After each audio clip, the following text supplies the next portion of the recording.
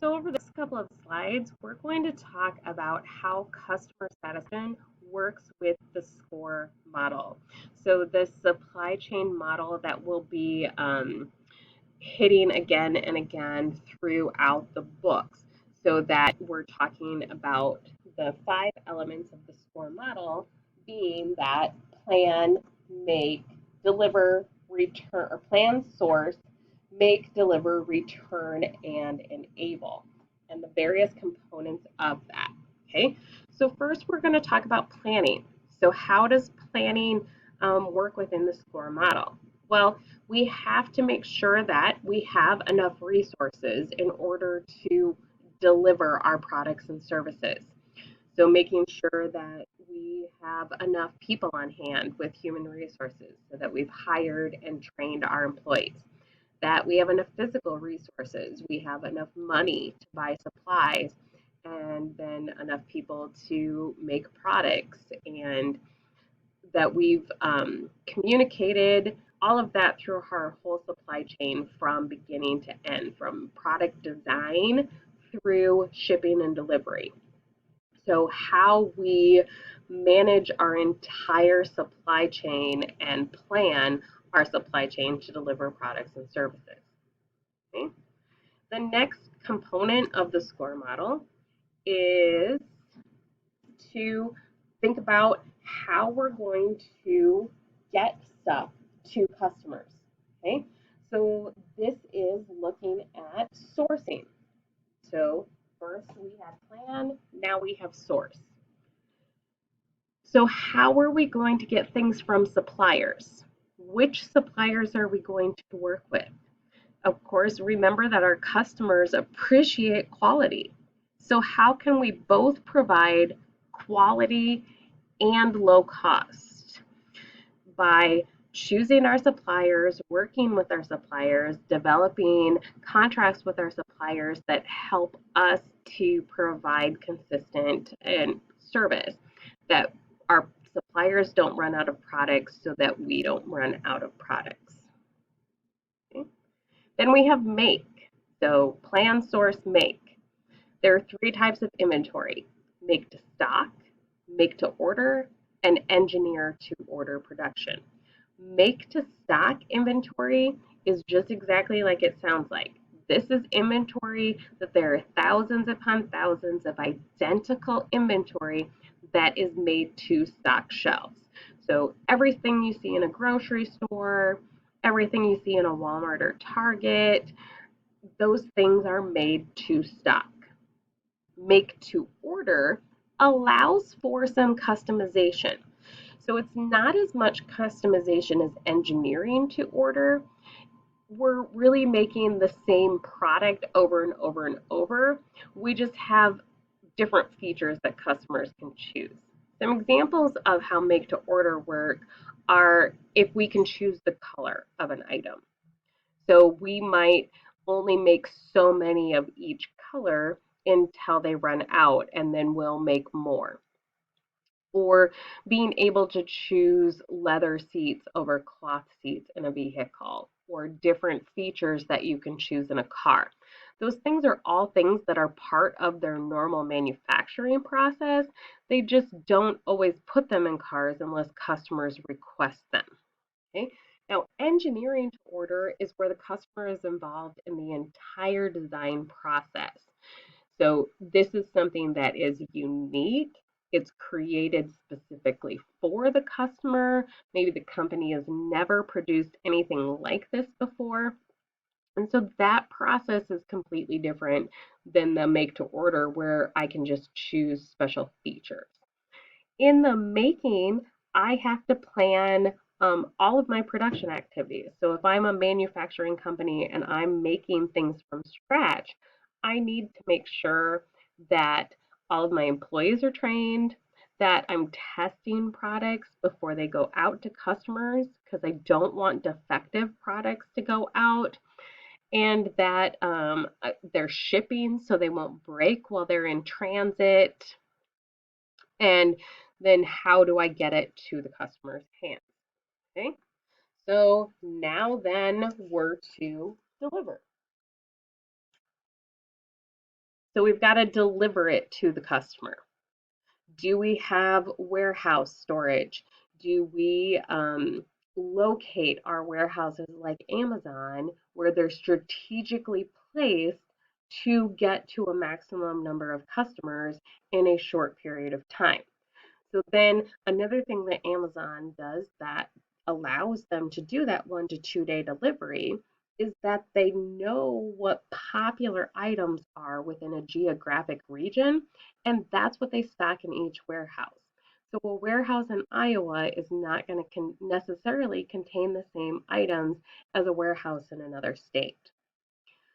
We make sure that we are partnered with a delivery company that provides customer service and quality, whether we're using a third party delivery company or we have our own trucking system that we're using. And then if we have to ship overseas or we're importing something from overseas, that we're cognizant of those different laws, requirements, and rules that might affect how long it takes to get to something. That we've taken care that something doesn't get stuck in customs for a couple of weeks, delaying it from getting to the customer. Okay? After we've delivered, then we have return. What is our return process? What are our rules about returning defective products? Do we go to the customer and fix the product? Do we just automatically send the person a new one? How do customers get stuff back to us? Do we make them pay for shipping if they return stuff from us? So, what are those different policies that we have as part of the return process, and how do those policies impact customer satisfaction? I know I, as a customer, would be annoyed if a company asked me to pay for shipping on a product return, especially if it was a defective product that they needed to do something about to fix.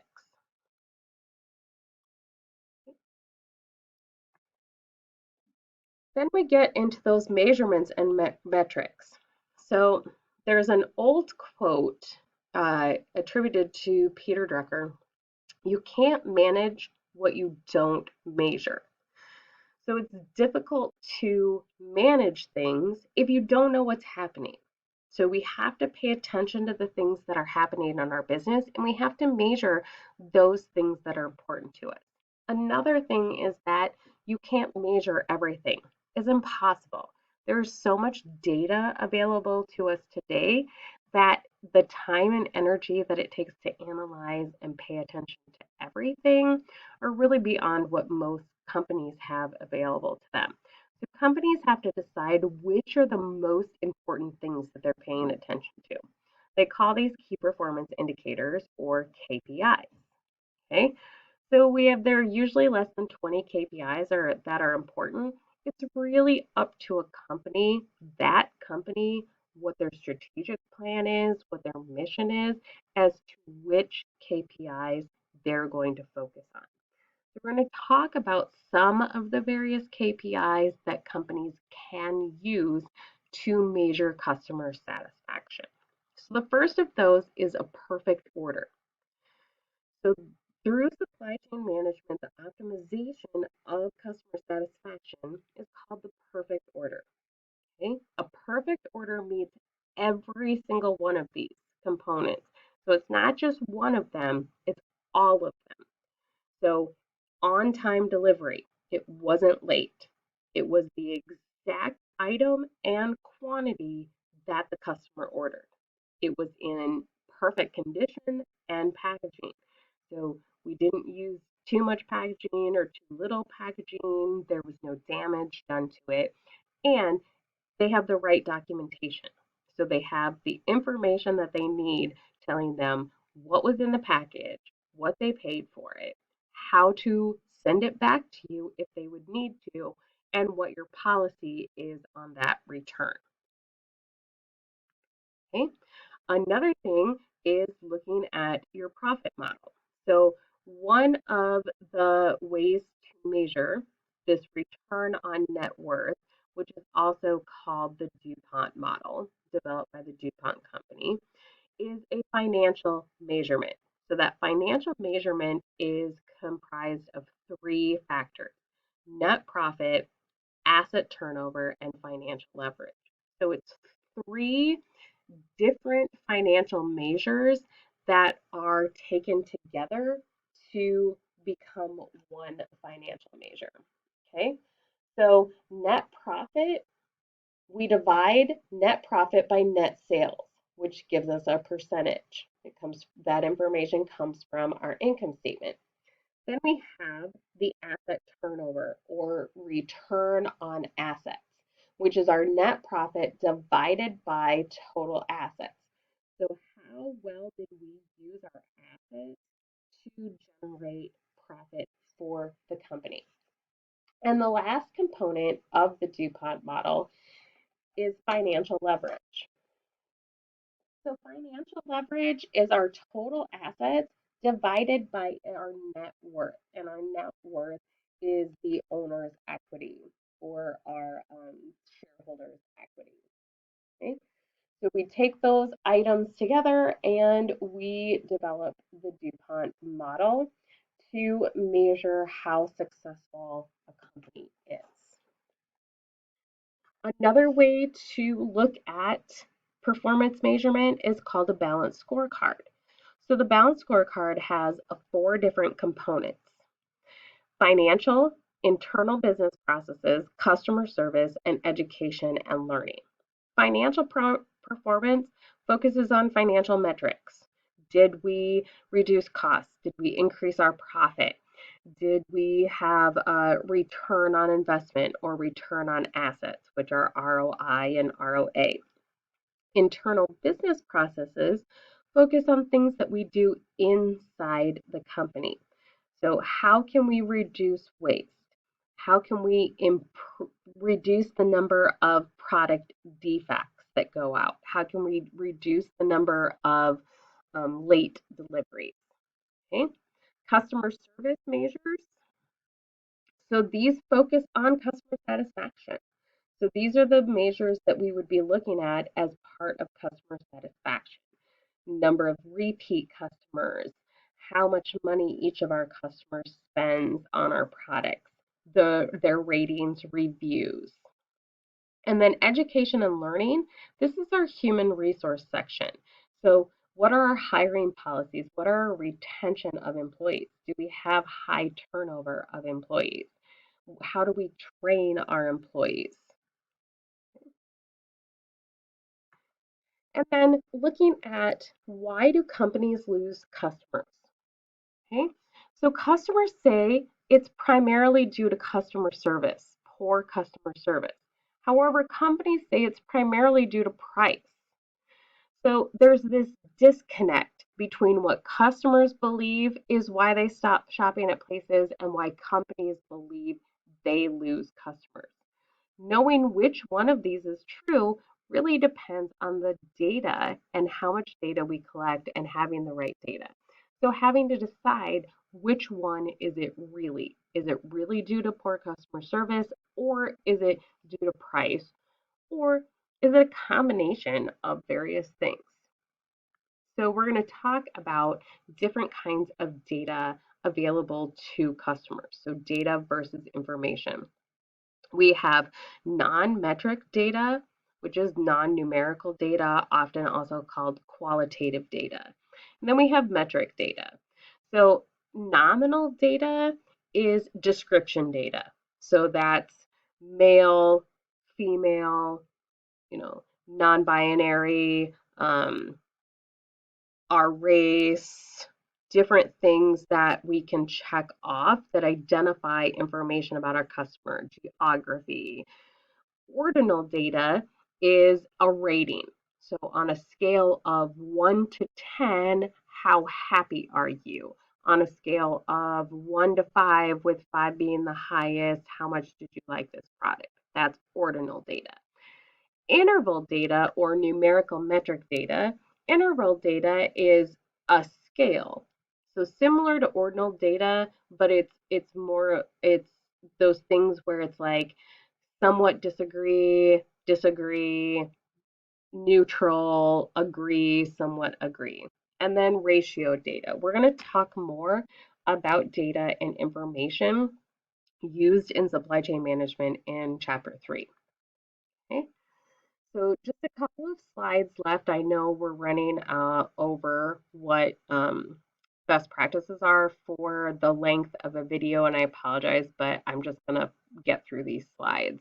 If you have to pause and come back to it, that you can do that. So product stockouts. Okay. So when a customer experiences a product stockout, it can be due to a multiple number of things. So supply chain issues, but a lot of the times it's customer service failure. So we didn't plan ahead. We weren't taking note that our inventory was getting low and we needed to reorder. Now, it's not always a customer service failure. It could be a wide variety of things. In the last 2 years, there have been so many supply chain disruptions that it's really difficult to tell if it was a failure of the company or if it was just a true supply chain disruption completely out of their control. We can use software to optimize customer service.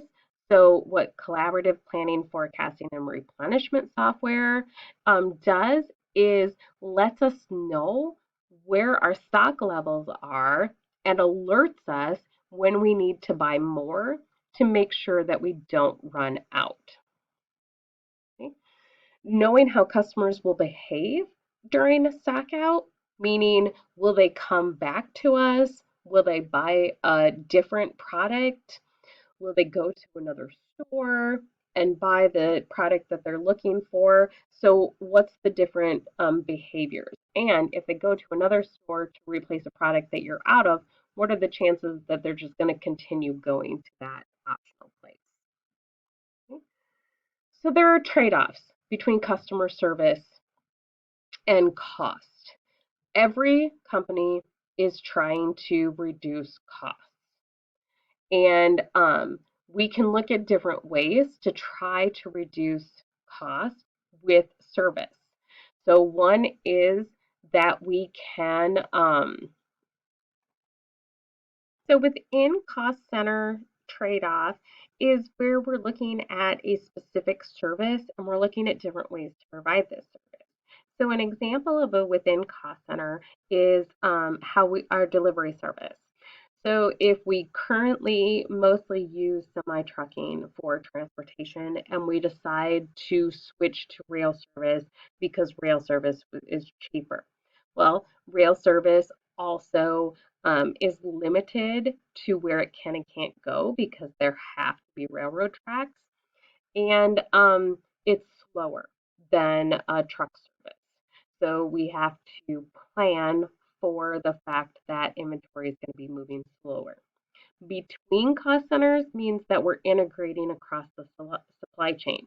So, for example, if we move to rail transportation, which is slower than truck transportation, then we need to keep more inventory on hand to avoid stock out while we're waiting longer for additional inventory. So we need more warehouse space. And so looking at that, does the trade-off of saving money on the transportation costs really save us money if it increases warehouse costs? Okay, so looking at what are all of the costs within our supply chain, how we look at the costs within those centers, and then how we analyze those costs and service variations. So, is it worth it to have a longer, to pay more for a truck to get things faster and thus increase customer satisfaction and not have to spend money on warehouses, etc. Okay, just a couple more slides left in this video. So, gap analysis and customer satisfaction. So looking for what exactly are our customer requirements, okay? So we can exceed the requirements of customers by spending too much money on the wrong things. Okay, so maybe we're paying a lot of money for something that customers don't really put a lot of value in. So we could be saving that money thinking that we're doing it to add customer satisfaction, but it's not really contributing a lot. Okay. The same thing, underperforming, which creates an unhappy customers, which means that our customers will leave and spend money somewhere else. So trying to really decide exactly what those customer requirements are and how we approach satisfying those. And we can use software to do that. So a customer relationship management system or a CRM is a piece of software that manages information about our customer, everything from their location to the products that they favor, when they're most likely to order, what emails we have sent to them, what emails they have opened.